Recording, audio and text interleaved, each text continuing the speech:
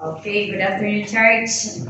Babasahin lang ako, sulat to galing sa Indonesia. Basahin ko na po ng buo kasi may sila naman eh. Okay.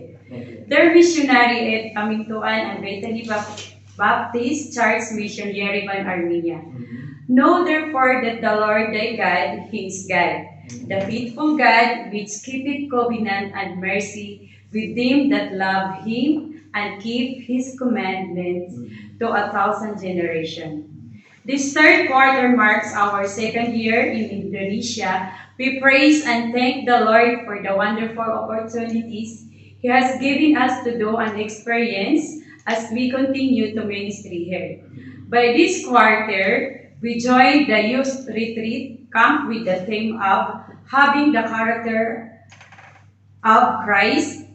And 1 Timothy verse 4 verse 12, we are happy to minister and meet various youth groups, especially some young people from NTT, Nusa Tenggara Timor.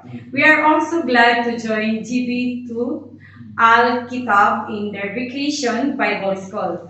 We are also blessed to participate in the annual mission conference. Preaching in Bahasa was also a good practice for me. The Lord has led us to start a ministry here in Semarang while we wait for God to open doors for us in Kupang, NTT, Indonesia. Meeting prospect is quite a challenge in a Muslim majority population. The Lord has taught us to be intentionally friendly and welcoming so we can have the opportunity to share the gospel of Jesus Christ. Some would befriend us to take advantage, but we praise the Lord for the opportunity to share Jesus and His word.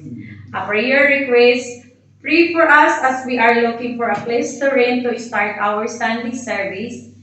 Pray for more opportunities to meet people and share the gospel with them. God help for the rest of the family, provision for needs in the ministry. Thank you. Amen.